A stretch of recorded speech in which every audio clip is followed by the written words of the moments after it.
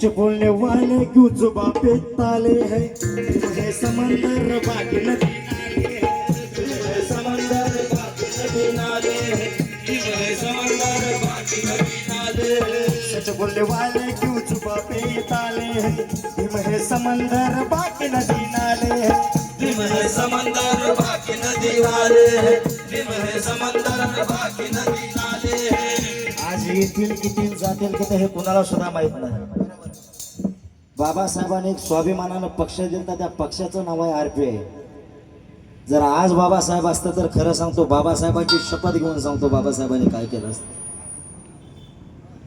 की संकल्पनेत RPI पक्ष आज सत्तेमध्ये नेऊन धडकवला असता की संकल्पनेत RPI पक्ष आज बाबासाहेबांनी सत्तेमध्ये नेऊन धडकवला असता रिपाईचा एक पॅन तर आज बाबासाहेबांनी अन्यायाविरुद्ध भडकवला असता अरे 65 वर्षात बाबासाहेबांनी सारं जग हलवलंय 65 वर्षात बाबासाहेबांनी सारं जग हलवलंय जर बाबासाहेब 100 वर्ष जगले असते ना तर आयुष्य सांगतो बाबासाहेबांनी धरतीवरच काय पण आकाशातल्या चंद्रावर सुद्धा निळा फडकवला असता रे आकाशातल्या चंद्रावर सुद्धा निळा फडकवला असता बेकार मी नाही इसके आपल्यातलं चाललंय आपलं एक ह्याच्याकडे एक त्याच्याकडे एक ह्याच्याकडे एक त्याच्याकडे अरे बेकार में ना इसकी उसकी पगड़ी उछालो बेकार में ना इसकी उसकी पगड़ी उछालो और अच्छा दिन का नया इतिहास रचा लो अरे खुद की तो जान कोई भी बचा सकता है मनोज राजा अगर जीना है इस देश में संविधान अगर जीना है इस देश में शान से तो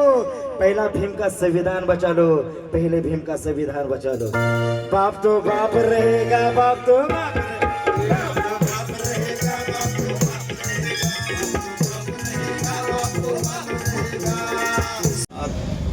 एक काही मिनिटापूर्वी मला एक माहिती मिळाली की इंदापूरचे आपले तहसीलदार जीवन बनसोडे जीवन काय नाव त्यांचं यांनी इंदापूर पोलिसांना निरोप दिला पत्र दिला असेल किंवा फोन केला असेल की जे तहसील कचेरी समोर आंदोलन करणारे लोक आहेत यांच्याकडे स्पीकर परवाना आहे का जर काढला नसेल तर त्यांच्यावरती गुन्हे दाखल करावेत असं तहसीलदारांनी पोलीस स्टेशनला सांगितलेलं आहे अशी माझी काही मिनिटापूर्वीची माहिती आहे माझ्या माहितीप्रमाणे आपण पत्र दिलेलं आहे त्यांना अर्ज स्पीकर परवान्यासाठी अर्ज दिलेला आहे मला काही दिवसापूर्वी ज्यावेळेस बेगवनला घटना घडली आणि बाबासाहेबांचा फोटो त्या कार्यक्रमात लावला नव्हता त्यानंतर इंदापूर तालुक्यातील बाबासाहेबांना मानणाऱ्या त्यांच्यावर प्रेम करणाऱ्या लोकांच्या मध्ये असंतोष निर्माण झाला त्यानंतर तहसीलदारांचा सुद्धा मला निरोप आला की माझी बाजू नाही चित्रनयन असतील किंवा तानाजी धोत्रे असतील मी त्यांना सांगितलं की तुम्ही योग्य मार्गावर आहात तरीही मला मनात शंका होती की कदाचित तहसीलदार बरोबर असेल परंतु आजच्या त्यांच्या ह्या हिनकस कृत्यानं काही वेळापूर्वीच्या गद्दार कसा असतो समाजाचा त्याचं एक मूर्तिमंत उदाहरण म्हणजे तहसीलदार जीवन बनसोडे आपण मी असेल मी फक्त तहसीलदार महाराज म्हणून नाही मी महाराज आहे तहसीलदार महाराज आहे म्हणून नाही तर बहुजन समाजातला कुठल्याही अधिकारी असेल SC ST OBCचा NTD इंटिफिजंटीचा तो चांगला असेल तर त्याचं प्रोटेक्शन केलं पाहिजे ह्या मताचा मी आहे शेवटी लोकप्रतिनिधी असतील सरकार असेल सरकार वरिष्ठ अधिकारी असतील त्यांच्या इशाऱ्यावरती त्यांच्या आदेशावरती एक्झिक्युटिव्ह बॉडी किंवा तहसीलदार असेल PI असेल सगळे लोक काम करत असतात 100% त्यांचा दोष नसतो परंतु मला आता आज खात्री झाली की हा माणूस तहसीलदार होण्याच्या लायकीचा नाही मला काल परवा ही माहिती मिळाली की तहसीलदारांच्या गावामध्ये आंबेडकर जयंतीचा कार्यक्रम होता आणि आमचा नाना चव्हाण त्या गावामध्ये त्याचं व्याख्यान होत. नाना चव्हाणने व्याख्यानात सांगितलं की आम्हाला गर्व आहे की आमच्या तालुक्याला तुमच्या गावातला तहसीलदार आहे. भाषण झाल्यावरती गावातले सगळे जयंती उत्सव कमिटीचे म्हणजे बाबासाहेब आंबेडकर जयंती उत्सव कमिटीच्या लोकांनी सांगितलं की राव तुम्ही लय चुकीच्या माणसाचं कौतुक केलं. तुम्हाला काय झालं? आम्हाला आम्ही व्याख्यानाचा कार्यक्रम ठेवायचा म्हणतोय आणि तुमचे जीवन बनसोडे आमच्या गावातले जीवन बनसोडे म्हणतायत तुमच्या गावचे तहसीलदार की इथं डीजे लावला पाहिजे आणि डीजे लावला नाही म्हणून 4 दिवस इथं असणारा माणूस जयंती दिवशी निघून गेला. म्हणजे आंबेडकर जयंती दिवशी जीवन बनसोडे त्यांच्या गावामध्ये नव्हते. म्हणलं हे म्हणजे त्यांचं ऐकून घेणं माझी एक सवय आहे पहिल्यापासून दोन्ही बाजूचं ऐकून घेतलं पाहिजे. पण माझाच जवळचा कार्यकर्ता किंवा माझा विश्वासू माणूस जर मला सांगत असेल त्याच्या गावकऱ्याची व्यथा किंवा आंबेडकरी तरुणांची त्यांच्या गावातली व्यथा सांगत असेल तर हा माणूस कलंक आहे. फक्त हा फोटोपुरता विषय नाही. ते काय जय भीम काय कुठल्या एका जातीचा विषय नाही. तो संपूर्ण देशाच्या स्वाभिमानाचा स्वातंत्र्याचा किंवा क्रांतीचा नारा आहे. तो इथं गेल्या 26 जानेवारीला 15 ऑगस्ट नाही मी सांगत मागच्या 26 जानेवारीला ज्यावेळेस इथे विद्यार्थी आले मी काही नव्हतो परंतु एक साथ जय भीम तहसीलदार ज्यावेळेस तहसील कचेरीमध्ये शाळेच्या विद्यार्थ्यांच्या समोरून चालले होते त्यावेळेस एक साथ जय भीम विद्यार्थ्याला म्हणले त्यांनी बघितलं सुद्धा नाही. त्यावरती एक पोस्ट आमच्या एका संचालकाने टाकली होती आणि त्यावेळेस मी त्यांना म्हटलं की जाऊ दे म्हटलं कदाचित अनाहूतपणे अजाणतेपणे काही गोष्टी राहतात. प्रत्येक माणसामध्ये असं होतं की अनाहूतपणे एखादी गोष्ट राहते ते दुर्लक्ष करून सोडून दे विषय म्हटलं. पण ह्या सगळ्या घटना जर पाहिल्या तर एकत्रित असं दिसतंय की तहसीलदार ज्या बाबासाहेबांच्यामुळं या व्यक्तीला शिक्षणाची संधी मिळाली ज्या व्यक्तीमुळं या तहसीलदारांना आरक्षण मिळालं आरक्षणातून संधी मिळाली क्लास 1 अधिकारी होण्याची MPSC परीक्षा देण्याची आरक्षणाच्या माध्यमातूनच त्या जागा निश्चित झाल्या आणि त्यांना तहसीलदार होण्याची संधी मिळाली. तर मला असं वाटतंय की तालुक्यातल्या समस्त 3-4 लाख नागरिक जे आहेत तालुक्यातले जे संविधान प्रेमी आहेत फक्त हा विषय महार जातीचा नाही आणि मी सगळ्यांनाच विनंती करेन की हा विषय फक्त एका जातीपुरता नाही. हा विषय तुम्ही कोणती नीतिमूल्य घेऊन आपला अधिकारी कोणती नीतिमूल्य घेऊन जगतोय किंवा कोणत्या नीतिमूल्यावर काम करतोय न्याय कसा मिळणार आहे लोकांना जर चुकीच्या नीतिमूल्यावरती ज्यांनी आपल्याला दिलं ज्या म्हणजे पाहिजे. आणि त्याचबरोबर दुसरी जी चित्रे नानांची आणि सर्व आंदोलकांमध्ये सर्व बहुजन महापुरुषांचे फोटो असले पाहिजे. बाबासाहेबांचा तर असलाच पाहिजे पण इतर ज्या ज्या महापुरुषांनी इथल्या बहुजन समाजाच्या हक्क अधिकारासाठी काम केलं त्यांची असलं पाहिजे जेणेकरून कुणाच्याच भावना दुखावल्या नाही पाहिजेत. आणि बाबासाहेबांच्या प्रती आपल्या भावना ज्यादा तीव्र असतात आणि तो आपण लगेच एक्सप्रेस करतो. कोण लोक व्यक्त करत नाही. समजा उद्या एखादा एक छोटा गट आहे जाती समूह आहे त्यांच्या महापुरुषाचा फोटो नाही लागला तर ते काय करणार आंदोलन आपल्याकडे सांगते म्हणून आपण आंदोलन करू शकतो.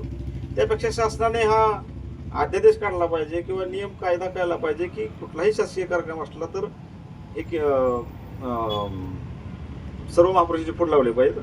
आणि दुसरी गोष्ट की 26 जानेवारीला माझ्या मनामध्ये 2-4 दिवसापासून एक विचार आला होता की 26 जानेवारीला जसं 15 ऑगस्ट हा स्वातंत्र्य दिन आहे तसं 26 जानेवारी प्रजासत्ताक दिन आहे. अजून आपल्या लोकांना लोकांना सर्वसामान्य लोकांना माहित नाही की 15 ऑगस्ट आणि 26 जानेवारी काय फरक आहे. 15 ऑगस्टला इंग्रज भारत सोडून भारतीय लोकांच्या हातात सत्ता दिली आणि 26 जानेवारीला बाबासाहेबांनी आणि त्या काळातल्या संविधान समितीतल्या लोकांनी जे एक जगातलं सर्वोत्कृष्ट संविधान तयार केलं, त्या संविधानावर आधारित देश चालतो. त्याच्यामध्ये बाबासाहेब या घटनेचे सर्व आहेत असं सर्वच त्या काळातल्या समितीतल्या लोकांनी मान्य केलेलं आहे. तर प्रजासत्ताक दिनी जे काही संविधान समितीवरले जे प्रमुख लोक होते, बाबासाहेबांची मध्ये प्रतिमा असावी आणि भारतातल्या सगळ्या शाळा असतील, सगळे हायस्कूल असतील, जे जे या 26 जानेवारीला भाग घेतात त्याच्यामध्ये विद्यार्थ्यांच्या बरोबर त्यांचे फोटो प्रतिमा असाव्यात अशी मागणी नाना तुम्ही करा. एक चांगली मागणी असेल ते आणि सगळ्याच विद्यार्थ्यांनी. तर काही लोकांच्या विद्यार्थ्यांच्या मनामध्ये इच्छा असेल नसेल, म्हणजे काही लोक त्यांच्या पालकांच्यामुळं बिघडले असतात काही पोरं, त्यांचा काही दोष नसतो. तो सगळ्यांनाच संविधान कळेल, संविधान निर्माते कळतील, तर अशी एक आपण मागणी करावी. मी सगळे आंदोलनकर्ते असतील, खास करून चित्र नाना यांनी जो मुद्दा लावून धरला त्याबद्दल मी त्यांचं अभिनंदन करतो. मला जसा वेळ मिळेल तसं मी तुमच्या आंदोलनामध्ये सहभागी होईल. आणखीन काय प्रश्न असतील तर. आता तुम्ही बोलताना म्हणालात की तुम्हाला माहिती मिळाली आणि गुन्हा दाखल करण्याची शक्यता आहे. जर तुमच्यावरती गुन्हे दाखल झाले तर उच्चाल तुम्ही वेगळ्या स्वरूपाचं काय आंदोलन वगैरे करणार? तसं झालं तर मला असं वाटतं की तालुक्यातल्या सगळ्या आंबेडकरी प्रेमी लोकांनी एकत्र येऊन तहसीलदारांच्याकडे जाऊन भेटलं पाहिजे. त्या दिवशी जसा त्यांचा सत्कार फोटो देऊन केला तसा आणखी 2-4 फोटो देऊन सत्कार केला पाहिजे. तीव्र आंदोलन होईल परत. पुन्हा मग आपलं लहुजी वसंत साळव्यांचा फोटो दिला पाहिजे. तीव्र आंदोलन होईल. पुन्हा भगतसिंगांचा फोटो दिला पाहिजे.